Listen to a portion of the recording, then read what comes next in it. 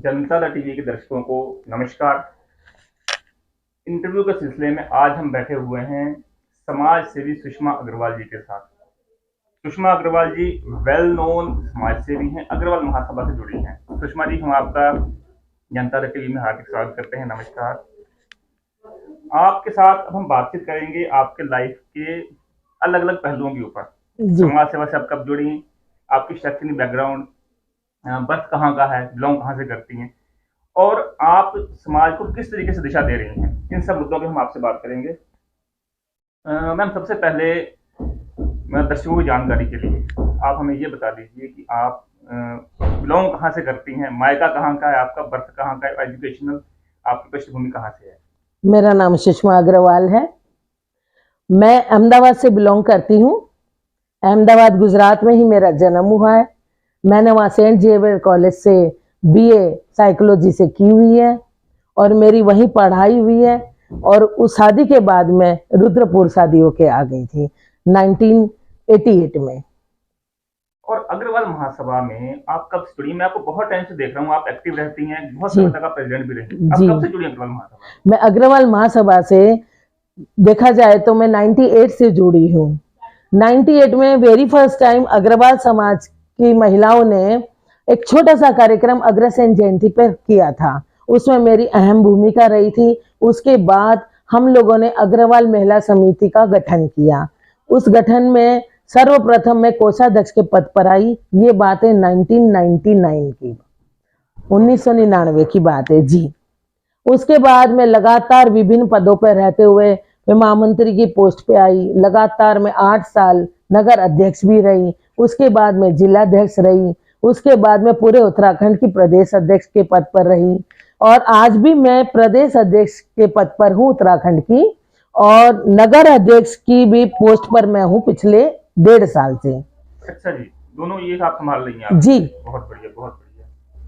तो एक जैसे घरेलू महिला है, एक्टिव है, ठीक है, ओके, अभी घर का काम संभाल लिया। जी। समाज में जब हम निकल के आते हैं तो हमारे ऊपर एक और तरह की रिस्पॉन्सिबिलिटी आती है, घर की भी, साथ में जो हम जो भी संगठन से हम जुड़े, उस पूरे संगठन की उनको दिशा देने की, सेध देने की। तो ये भूमिका आपने कैसे निभाई और कैसे दोनों में सामंजस्य स्थापित किया? ऐसा है ना, मैंने अक्सर देखा है महिलाओं को, यदि मैं टाइम बे टाइम कहीं जाना चाहूँ तो उन्हें मैं कहती हूँ कि आज मेरे साथ वहाँ चलिए, तो उनका एक ही कहना होता है कि बच्चों को खाना देना है, पति घर पे आने वाले हैं। लेकिन इन सब चीज़ों को मैंने कभी तवज्जो नहीं दी। देखिए, मैं भी एक घर परिवार लेकर बैठी हुई हूँ, मेरे भी बच्चे हैं, पोता पोती भी हैं, लेकिन मैंने क्या किया कि घर को भी मैनेज किया, थोड़ा आगे पीछे किया और समाज की सेवा भी की। मेरे को एक समाज सेवा का मेरे में बिल्कुल फितूर है। मैं अगर घर में रह जाती हूँ तो मेरा मन नहीं लगता। मैं घर के काम के साथ साथ समाज सेवा में आगे आती हूँ। और जो भी मैंने कहा, बहन अगर समाज सेवा में आगे आती है तो एक तो उसकी विशेष पहचान बनती है। अपने लिए जीना तो क्या जीना, समाज सेवा करके और दूसरों के लिए कुछ काम करना और अपनी एक अलग पहचान बनाना, उसे मैं एक जीना कहती हूँ। बहुत बढ़िया बात आपने कही। मानव एक सामाजिक प्राणी है, ये एक टर्म है फिलोसॉफी का। हम समाज में रहते हैं और इस चीज को, इस भूमिका को निभाना भी एक बहुत बड़ी बात है, जो आप बहुत बड़ी बात है। मैं देख रहा हूँ कैसे कि आपने निभाई है। अच्छा, जो आपने ग्रेजुएशन में साइकोलॉजी सब्जेक्ट रखा था जी, जैसे अभी आपने बताया जी, उससे आपकी लाइफ में आपको क्या लगता है, क्या फायदा हुआ? साइकोलॉजी एक अलग सब्जेक्ट है, इंसान को समझने वाला सब्जेक्ट है। जी। आपको क्या फायदा हुआ? आपको कुछ महसूस होता होगा कि यार ये मैंने पढ़ा है तो इस वजह से मुझे ये फायदा हुआ।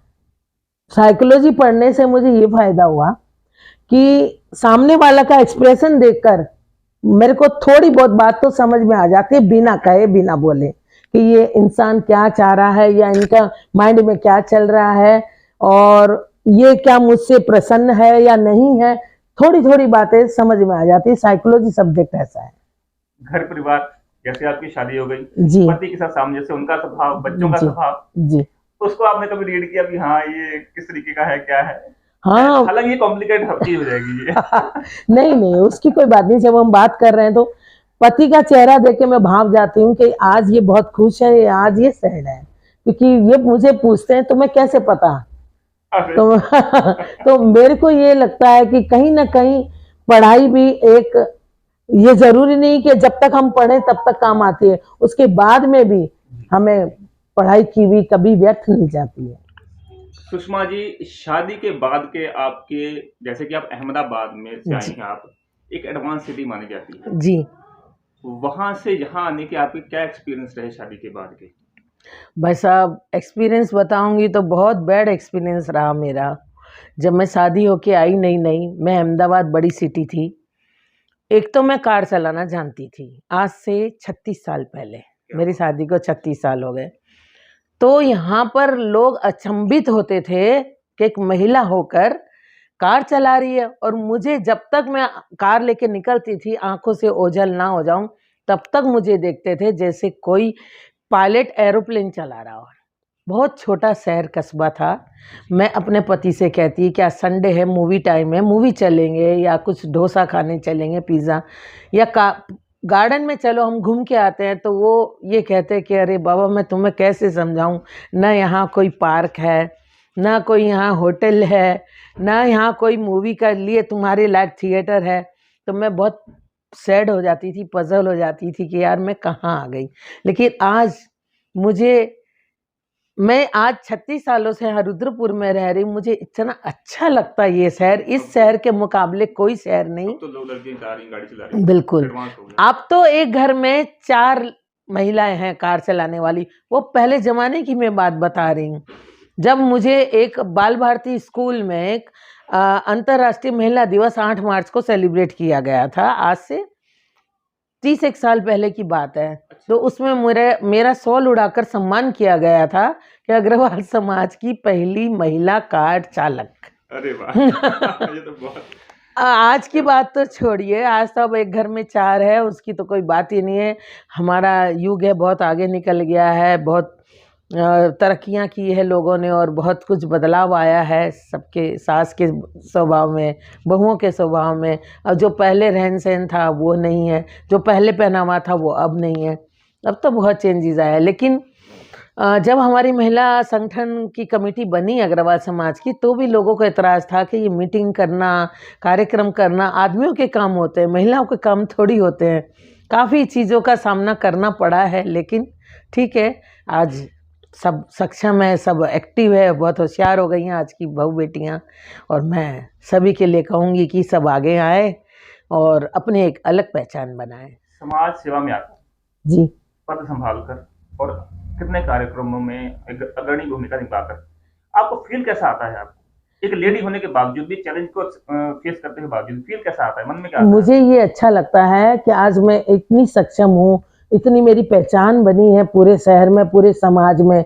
पहले क्या होता था कि जब अग्रवाल समाज की महिलाएं हमारे देखिए घूंघट पल्ले में और घर में रहने वाली होती थी, और उन्हें पति के नाम से, अच्छी बात है, जिसके साथ शादी हो के आई हो उसके नाम से पहचानी भी जानी चाहिए कि उनकी वाइफ है और ये फलानी फर्म है इनकी और ये ऐसे। पर आज हमारे समाज ने इतनी तरक्की कर ली है, हम लोगों ने इतने कार्यक्रम किए हैं कि जब भी हम कार्यक्रम करते हैं तो हम अग्रवाल समाज की परिवार की बहू बेटियां डांस भी करती हैं, फैंसी ड्रेस भी करती हैं, गीत भी गाती हैं, तो जिससे एक अलग पहचान बना ली है।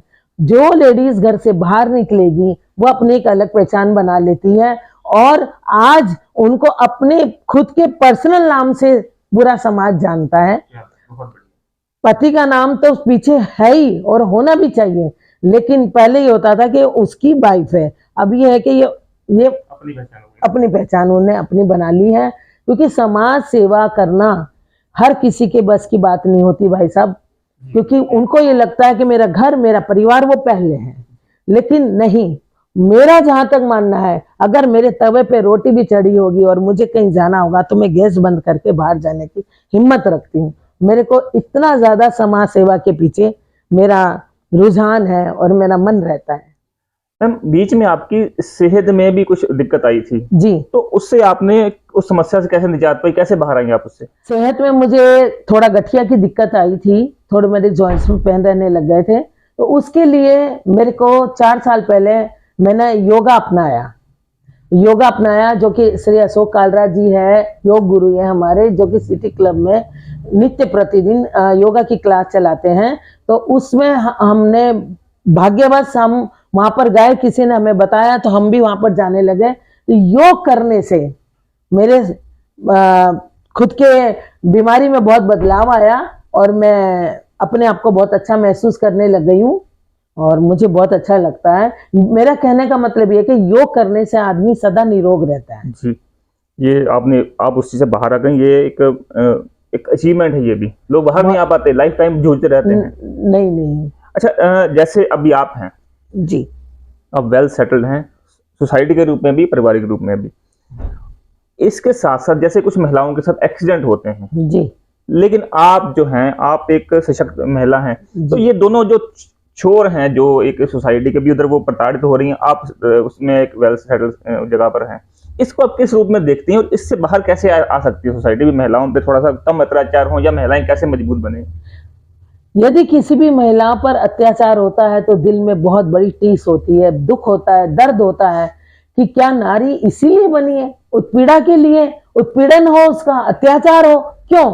मेरे सामने यदि ऐसी कोई बात आती है किसी नारी के अत्याचार के, उत्पीड़न की, तो मैं उन्हें एक काउंसलिंग करती हूँ। काउंसलिंग में यही कहती हूँ कि पहले जमाना था कि नारी चुपचाप सारे जितना भी उनके ऊपर अत्याचार होते थे वो सहन कर लेती थी, पर आज का वो युग बिल्कुल बदल गया है। आप यदि अत्याचार सहन करेंगे तो आपके ऊपर अत्याचार और करने सामने वाला हावी होगा। तो आप उसको रोकिए, आप खुद सशक्त बनिए, आप खुद नारी बिल्कुल ऐसी बन जाइए रानी लक्ष्मीबाई कि आपके कुछ दो बात कहने से पहले या आपके ऊपर अत्याचार करने से पहले तो सोचें। आगे मेरे सामने कई ऐसे केस आते हैं कि पति ने पत्नी को मारा, तो वो मेरे पास आती है तो मैं उन्हें ये कहती हूँ कि क्यों, आप उन्हें हाथ पकड़ लीजिए, रोकिए और उसे ये कहिए कि मार के दिखा, और आप कमजोर मत समझिए कि आप मार खाती रहे और वो मारता रहे। भाई क्यों, गलती नहीं की तो मार किस लिए खानी? बिल्कुल, ये तो एक बहुत ही अमानवीय बात हो गई। ये तो वास्तव में। अभी आप आगे के लिए जी खुद को किस रूप में देखती हैं कि समाज में कहाँ तक जाना है और कौन सी जिम्मेदारी निभानी है? समाज सुधरेंगे तो हमारा परिवार सुधरेगा, परिवार सुधरेगा तो हमारा समाज सुधरेगा, समाज सुधरेगा तो हमारा देश सुधरेगा। और आज हर नारी को घर घर में समाज सुधारक की जरूरत है। तो आपको अपने घर के काम के साथ साथ समाज के काम को भी अपना काम समझकर और समाज के काम के लिए आगे आना चाहिए। इसमें कोई बुराई नहीं है। और यदि कोई परेशान है, किसी को जरूरत है, तो हर महिला को उसकी मदद के लिए जरूर आगे आना चाहिए। और हर महिला ये सोचती है कि मैं क्यों समय बर्बाद करूं, ये समय बर्बाद नहीं होता है। कहीं ना कहीं आप अपने इसके लिए बीज बो रहे हैं, अच्छे बीज बो रहे हैं, जो समाज के लिए बीज अच्छे समाज के लिए बीज बो रहे हैं, और वो वट वृक्ष के रूप में बड़ा होकर वो आप ही को उसका पुण्य मिलेगा। बिल्कुल। आप महिलाओं को क्या एक बढ़िया संदेश देना चाहेंगी जो अपनी वो कोमलता भी बरकरार रखें जो उनका स्वाभाविक गुण है, और एक स्ट्रॉन्ग भी बन पाए? किस तरीके से पॉसिबल हो पाएगा? आप क्या कहना चाहेंगी? मैं महिलाओं के लिए कि ये संदेश देना चाहूंगी कि उन्हें एक तो बहुत मजबूत होना चाहिए और कोमल भी रहना चाहिए। मजबूत इतना भी नहीं होना चाहिए कि वो अपने परिवार पर हावी हो जाए, और कोमल इतना भी नहीं होना चाहिए कि दूसरा आपके ऊपर हावी हो जाए। बिल्कुल बिल्कुल। तो बैलेंस बनाकर उनको चलना है इस समाज में और आगे बढ़ते जाना है। और एक नारी कोई पुरुष से कम नहीं है। पहले कहावत थी कि नारी पुरुष के साथ कंधे से कंधा मिलाकर चलती है, लेकिन आज का वो युग आ गया है भाई साहब। मैं देख रही हूँ कि नारी पुरुष के साथ कंधे से कंधा क्या आगे निकल गई है, लीड कर रही है, लीड कर रही है। जी। और मैंने 2-3 जगह ऐसा देखा था जो नारी को अधिकार नहीं है। एक तो अपने पिता की चिताग्नि में, जी। और एक होटल में वेट्रेस के रूप में नारियां कम देखने को मिलती थी, और एक पोस्टमैन की पोस्ट पे भी मैंने नारियां नहीं देखी थी। पर आज का ये जो युग बदल गया है, आजकल की जो जिनके भाई नहीं है तो वो लड़कियां जीत कर कर अपने पिता की चिताग्नि दे रही हैं। और वेट्रेस के रूप में मैंने कई बड़े होटलों में देखा कि आज लेडीज काम कर रही है, पोस्टमैन का भी काम कर रही है। तो नारी अपने आप को कभी कहीं भी किसी भी जगह कमजोर ना समझे।